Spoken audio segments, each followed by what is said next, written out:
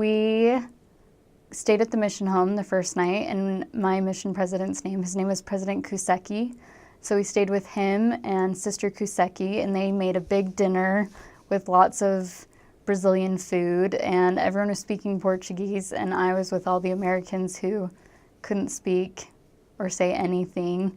And then we were with a bunch of Brazilians who were trying to speak English, so it was kind of funny and interesting, and I was totally scared and didn't know how to say anything. All of my learning had left. And we stayed at the mission home that night, and then the next morning we had a big not mission conference, but everyone came together to see, the words are not coming to me, I guess, to get their new companions. And everyone kept saying, so I got my new companion, her name is Sister Ball, and she was in her last transfer, so she was going home in 6 weeks, and everyone kept saying Patos de Minas, which is the area that I was going to, and everyone was like, we don't want to go to Patos de Minas, that's the one place you don't want to go on the mission. Of course, Sister Ball was in Patos de Minas, and that is where I was going. And then everyone kept saying the word mojo, Tem muitos mojos lá, and I was like, what does that mean? And I soon found out that Patos de Minas has lots and lots of hills. And so I got there, and we rode in a bus for 12 hours to get to Patos de Minas. So it was way far away from Goiânia and from the mission home, pretty much in the middle of nowhere. And those first few days, we just walked up and down lots and lots of hills. So those are my memories of getting to Brazil. So I arrived to Goiânia, Brazil in November 2013, and I left in January 2015. And the mission is huge. It's one of the bigger missions in Brazil, and it actually encompasses 3 different states. So the state of Goiás, Minas Gerais, and, I knew I would forget the last one. Another state that is close in there. And the mission itself, from north to south, is about 20 hours across. So it's a very big mission, and it's right below the Brasilia mission. So the closest temple will be Brasilia, which was recently announced, but the closest temple is Campinas or São Paulo, so they have to travel about 12 hours to get to the temple. I served in 4 different areas while I was there. So I served in Patos de Minas, and while I was there, it was a branch. And since then, it has become a district. So there are 3 branches there. I then served in Uberaba, which was a stake at the time, and it may now be 2 stakes. And then I served in Rio Verde, which was also a district and has since become a stake. And my last area was called Anápolis, and it was a stake when I was there. Goiânia itself had 2 stakes when I was there, and recently has become 3 stakes. So altogether, there are 7 stakes in the Goiânia mission and 1 district, I believe. So the people in the Goiânia, Brazil mission are Christian. They believe in God. They believe in Jesus Christ. There's a lot of Protestants. There's a lot of Catholics there. Some are very active. Some are practice and go to church often. A majority don't. They are not they say they're active, but they don't really go to church very often, except maybe once or twice a year for big holidays. There's also a religion called Espiritismo, which is like spiritualism, and that is a religion that has come from Africa when African people moved to Brazil over the last couple hundred years. And it's kind of a different religion, and you have to be more careful when you are teaching about it, because they believe that spirits can come and talk to you, and they give sacrifices. So you kind of have to be more aware of what you're saying and what you're teaching when you are teaching people of that religion. People in general were very open to the gospel. They loved talking to you. They wanted to know why you were there. They wanted to hear about Jesus Christ. They wanted to hear about what you believed. The hardest thing with Brazilians, and this is probably prevalent in a lot of South American countries, is there's not a lot of follow through. So actually committing to a religion, actually going to church, actually going to be baptized, those things are difficult. And so you have to definitely teach by the Spirit, and you have to be very forward about what the commandments are and how they need to be lived. The Brazilian people, or at least the people who lived in Goiania, Brazil, they struggle like everyone else, but they like to go to the ranch or the farm or the lake on the weekends. A lot of them probably drink alcohol. Another big problem is not keeping the law of chastity is a really big problem in Brazil. Those are probably the major obstacles that I saw as a missionary. Things that I could have done better, having people go to church longer, saying not just go twice and then get baptized, but going 4, 5, 6 times to really make sure that they wanted to be committed to the gospel and that they were really changing, because so many people fall away from the church in Brazil, especially in my mission. I spent a lot of time chasing after less actives who had been baptized, stuck around for a week or two, and then they left. So retention is the biggest problem, I would say. I know the first chapel in Goiânia, Brazil was built like 1950s, 1960s. There was a lady in one of my areas. She was the mother of the stake patriarch, and she was the first woman to be baptized in that baptismal font in Goiânia back in like the 50s or 60s, so quite a long time ago. So the Goiânia Brazil mission is sort of at the bottom of the Amazon rainforest, so it's very green, very forested, but it's also considered kind of the Midwest of Brazil, so a lot of ranches, a lot of farming going on there as well.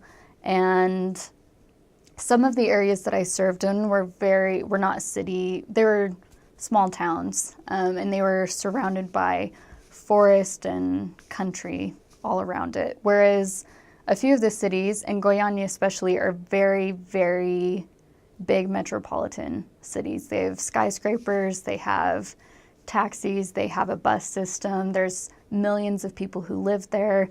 So I kind of saw both sides of that while I was on my mission. I saw more of the country out in the middle of nowhere, and then I saw the big city.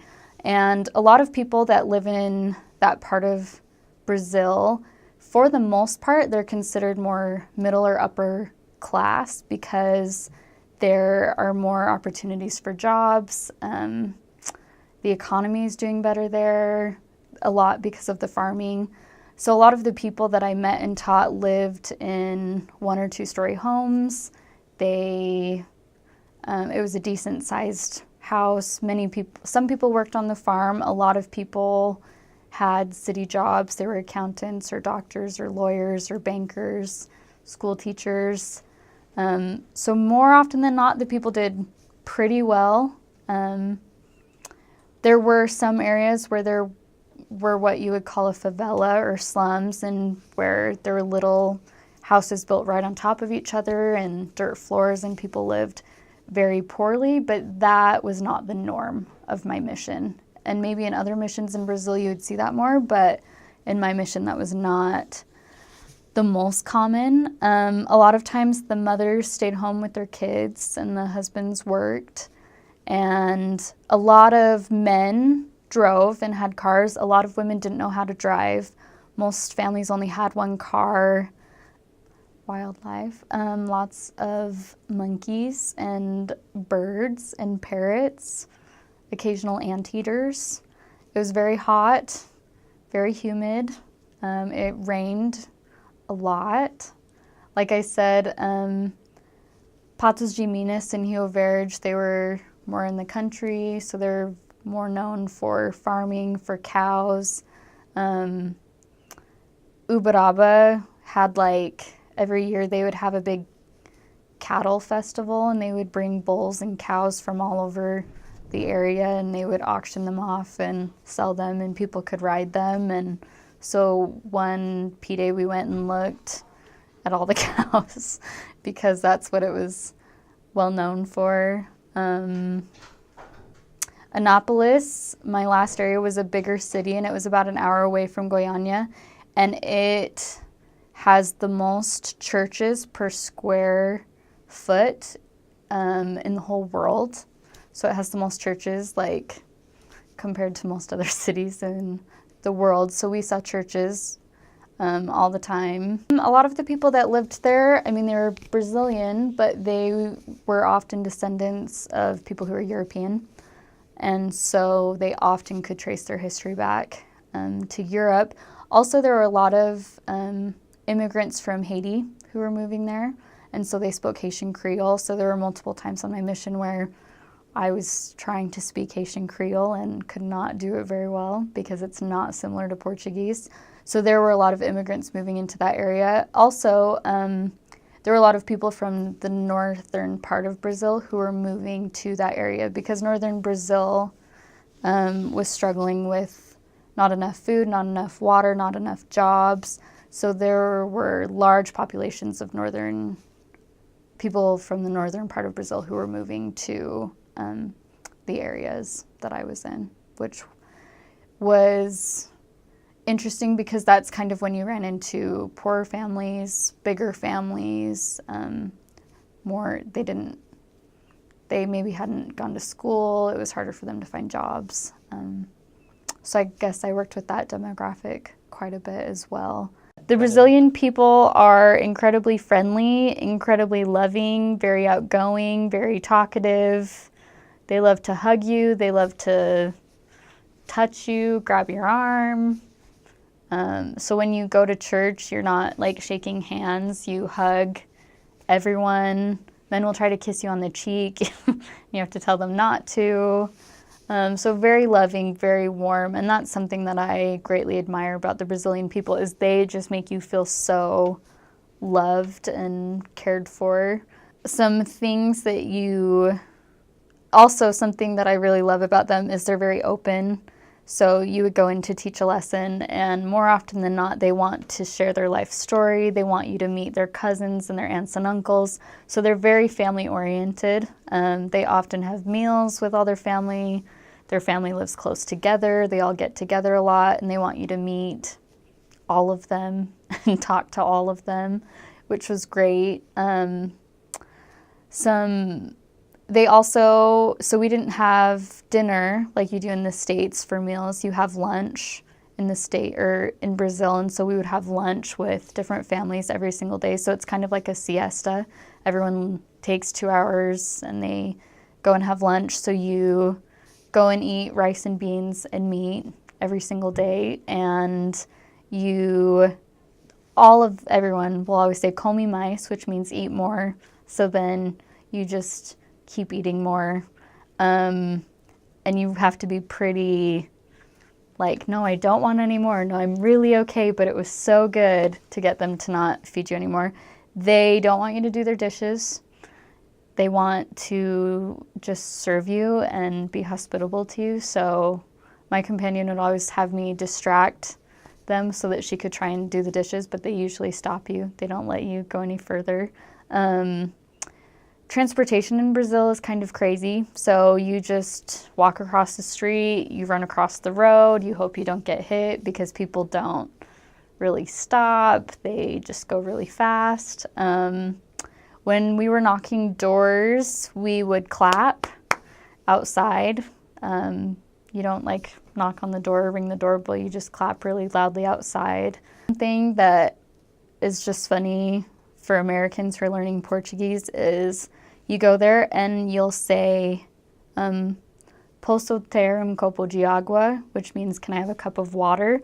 But for some reason in Brazilian culture, saying posso ter is rude and you're not supposed to do that. And so you have to learn to say, me dá copo de água? Will you give me a cup of water? So that was something that a lot of American missionaries got made fun of because they we're always saying that incorrectly. Something else that's kind of funny is Americans often say sorry.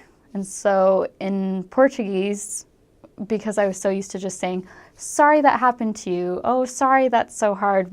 I would say desculpa, which means sorry. Well, Brazilians don't say sorry that happened. It doesn't make sense to them. And so they would often tease me about saying sorry because it didn't make any sense to them. So Brazil originally was full of indigenous tribes. It's like Native Americans lived there.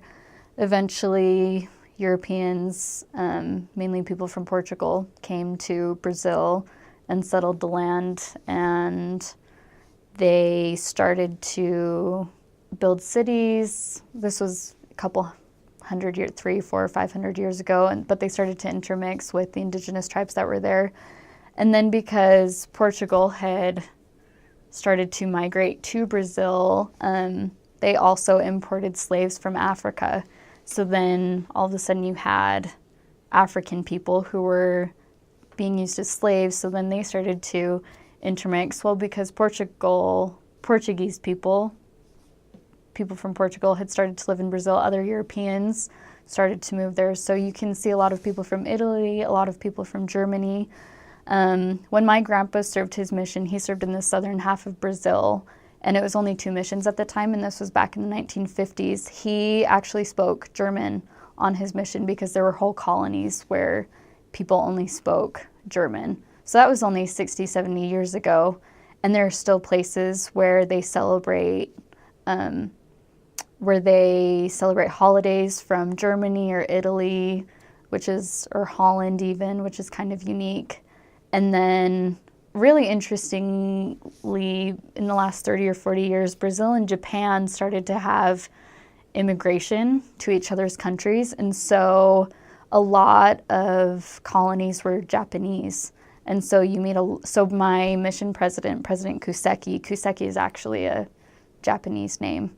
So Brazil is a really neat place because there's such a unique, diverse group of people who have intermixed and who now live there. And so this culture, while Latin American in some ways, European in some ways, African, Japanese, and indigenous as well, it all sort of becomes this big melting pot, which was really neat to be a part of. So some of the foods that I found most interesting, one thing I love about Brazil is their variety of fruits. So they had maracujá, they had caju, they had acerola, they had piqui, which were some very unique fruits that I had never had before.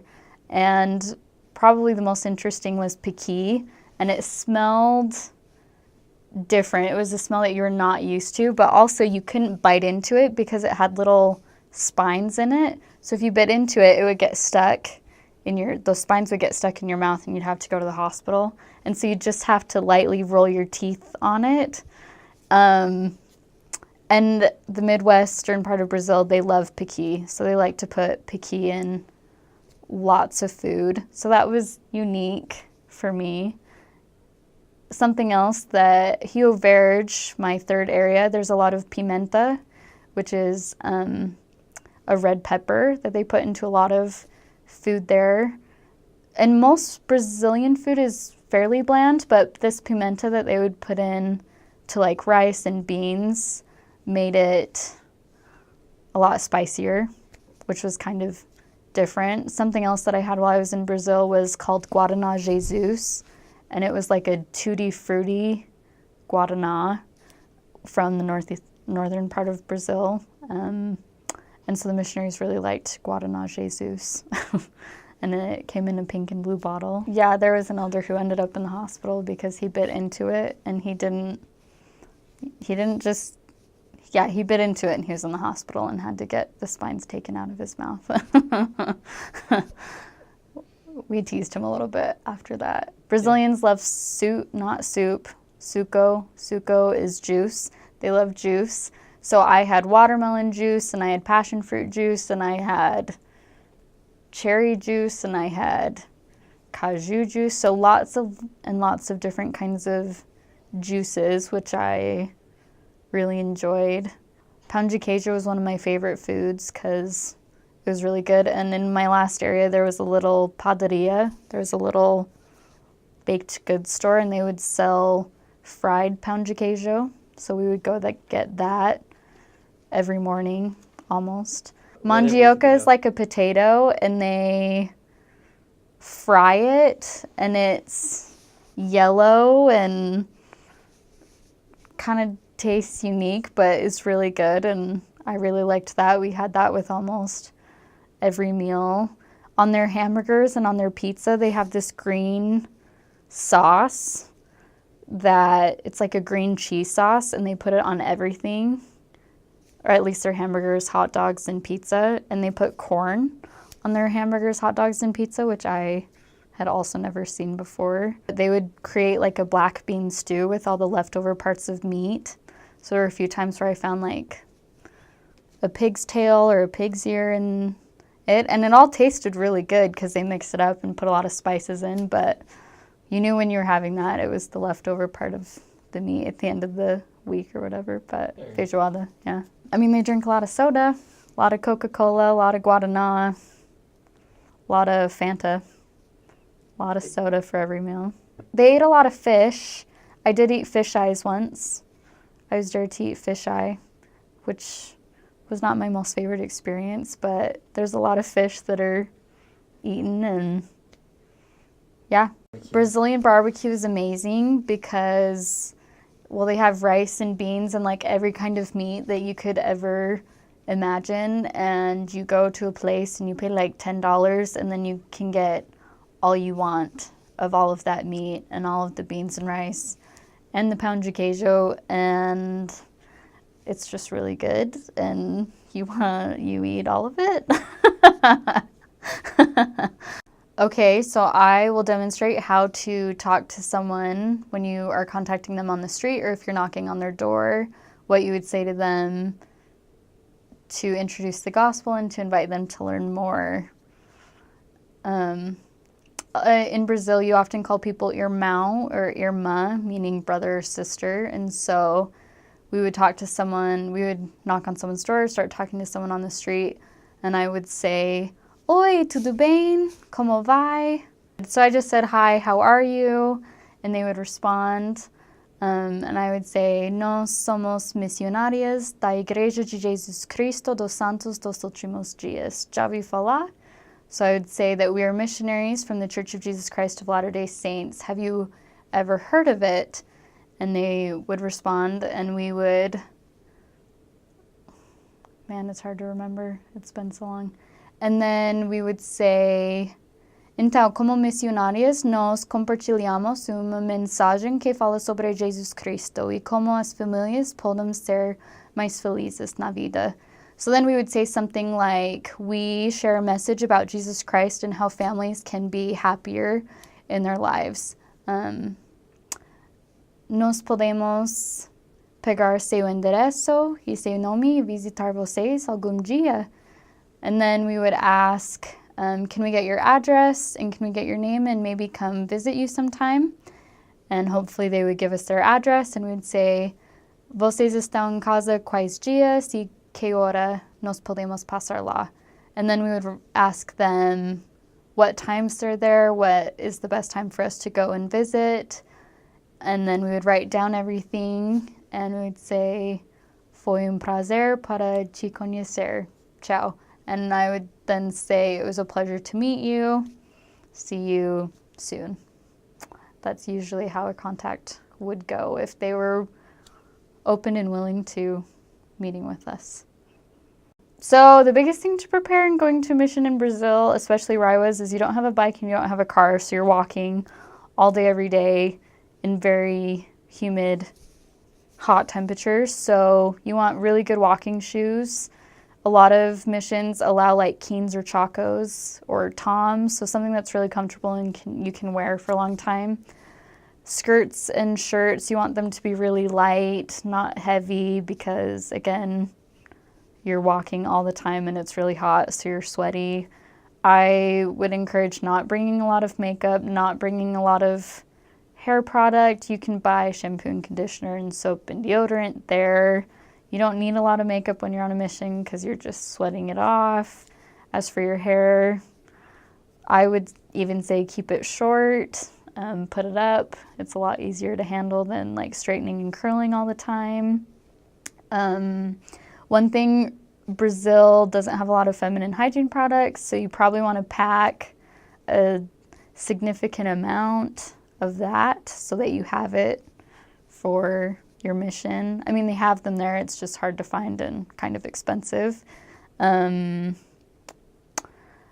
the best way to prepare to go to Brazil is to exercise. Start walking, running, biking every day just so that you start to get in shape so that you're prepared to walk 8 to 10 to 12 miles per day.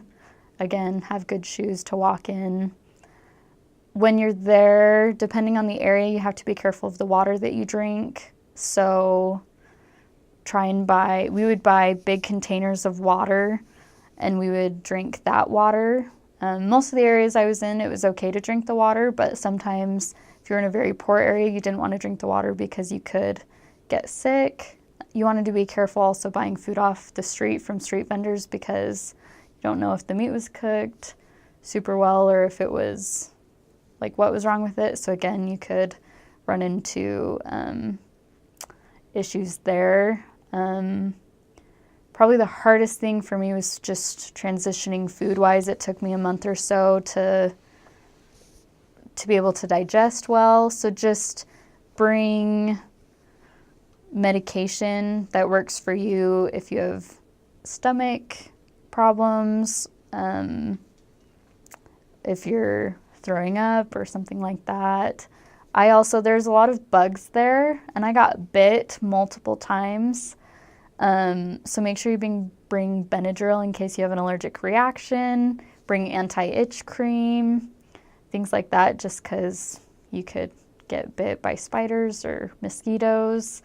I even had a mosquito net in one of my areas just to keep the mosquitoes and the bugs away. Safety, make sure you're at home by 9 o'clock. I got catcalled multiple times on my mission. Some men would come up and try and kiss me on the cheek just because that's culturally what they do, and you just have to be nice and say, hey, sorry, we're missionaries. We don't interact that way with male gender. Stay with your companion all the time, but there's areas where it is more dangerous, and so try to avoid those areas. If you ever have people come try to steal your wallet or anything, it's best to just give them what they're asking for and not fight because it could get worse. Again, dark alleys, walking by bars at night, those are things to avoid. If men are yelling at you, it's best to not make eye contact and keep walking. So some things like that, you just need to be a little more careful. We used purses that we could keep close to our body that weren't like really big. We didn't use backpacks just because those are easy to grab. So maybe use a smaller purse. Another thing, like if you have a digital camera or something, like if you have money, it's better to just maybe carry around like 10 or 20 reais. Like don't carry around a lot of money. Don't carry around expensive items. There were a couple sisters in my mission who maybe had things stolen, but the best thing that they did was just give over the things that they had.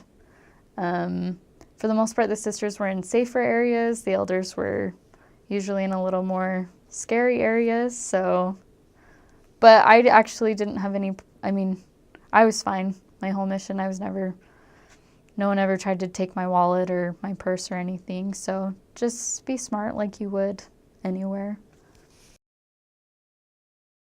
It was probably 110 degrees and it was really hot all day, and then randomly it started raining in the afternoon, off and on, and then the streets were flooding. So we hid in an ice cream shop for about 2 hours while it flooded. We had a lizard living under our kitchen sink. We found dead lizards in the sink. We caught cockroaches cockroaches in our last area, sent them outside, saw lots of monkeys and lots of parrots. Hard experience was my last area. I had about 5 months left, and I was training an American, and we got sent to an area that had never had sisters, and we were whitewashing the area, so they took the elders out and sent us in, and they hadn't had a baptism in over a year in that area. So that was difficult. I learned how to rely on the Lord in a way that I never had before. I learned that the gospel can change people's lives for the better, but those people have to want to change. And so I had to respect people's agency. Favorite food? Well, so I love pão de queijo. I just loved rice and beans. I could eat rice and beans all day because it's just so good. Least favorite food? Probably the piqui that I tried that you could end up with some spines in your mouth. It was a little too dangerous for me to want to eat it very often. We were in my last area, and one day we had no water, and so we had no water for 4 days, and so we had bought large tubes or buckets of water, I guess. I don't know how to describe it, and that's what we used to bathe for about 4 days. And so that was a funny experience, looking back. Sort of stressful at the time. Another funny experience was in my first area, it was our first baptism, or my first baptism, I guess. The baptismal font had broken, and so it wouldn't drain water, and so we spent probably 6 or 7 hours on a Saturday taking buckets of water and pouring them into the toilet, and it was a very dirty font full of bugs, and so we had to pour it all into the toilet and then refill the font bucket by bucket, and that took most of a Saturday so that we could be ready for a baptism later that day. So crazy thing is sometimes you run out of water and you just deal with it. I was in my second area, and there was a family that had been taught by the sisters for a year or two, and all the kids had been baptized, but the parents had not yet been baptized. They came to church every Sunday, but they weren't married yet, so they couldn't be baptized. And my companion and I were trying to figure out how best to help them, to encourage them to save money to be married, and we decided to teach a lesson about eternal families and the temple. And we taught it, and I remember the Spirit being there very strongly, and that if they exercise faith to save money to be married in the temple and eventually to be sealed as a family, that thousands of their ancestors were waiting for the gospel, and that they were so necessary and instrumental for their ancestors who wanted the gospel in their lives. And I had no idea where that came from because I was not the one saying it, but the Spirit was there and helped me to testify to them, and they committed to save up the money, and they got married about 2 months later, and they were recently sealed as a whole family. So that was a really neat experience where I felt the Spirit directing the lesson. Another one is my last area.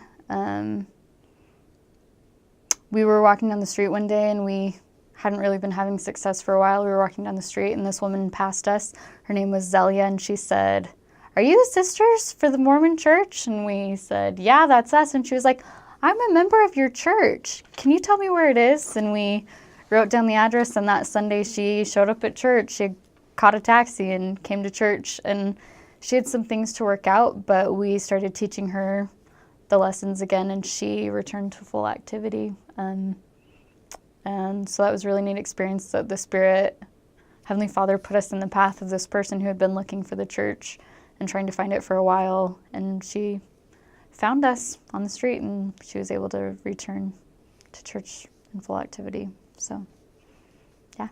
A really neat story. In my third area, there was a boy who's in the area, and he had just left on his mission. He was LDS. He just left on his mission to Provo, Utah.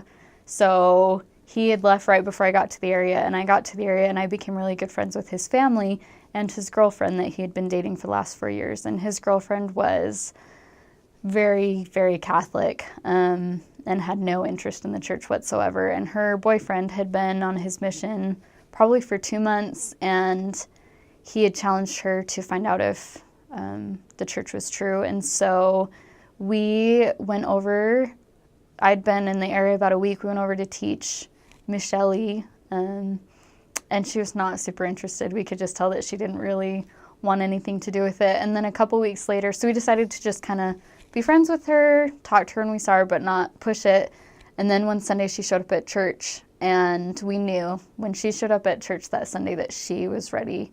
And so we went over and we taught Alma 32, and we taught about faith, and we all felt the Spirit very strongly, and we challenged her to read the Book of Mormon to find out if it was true. And so we started to meet with Missionary almost every single day, and very, very quickly she had opened her heart to the gospel and to the Spirit, and the Spirit started to work on her. And as we taught her, she just had a greater and greater testimony. And so she was baptized about 4 weeks later, and her missionary came home about a year ago, and they were just sealed in the temple recently. And interestingly enough, as he was serving in the States, when I got home from my mission, one of my good friends who's in my ward was Brazilian, not LDS, had come to Utah and was going to school, and he had met the missionaries. And my recent convert's boyfriend, who's serving in Provo, had baptized my friend here. So it was a very interesting mix of people all involved, and it taught me that the Lord is very much in the details of our lives and puts us where we need to be. So my mission meant the world to me. It made me a better person, but more than anything, it brought me closer to my Heavenly Father and my Savior, Jesus Christ. And it allowed me to feel Heavenly Father and Jesus Christ's love for His children in a way that I had never felt before. And I feel very grateful that I was able to be an instrument in their hands to help other people to learn about and accept the gospel. And it's something that I'll remember for my whole life, and that changed me so much for the better, and that greatly increased my testimony and gave me a sure knowledge that this church is true and that Jesus Christ loves us and that there is a plan for all of us.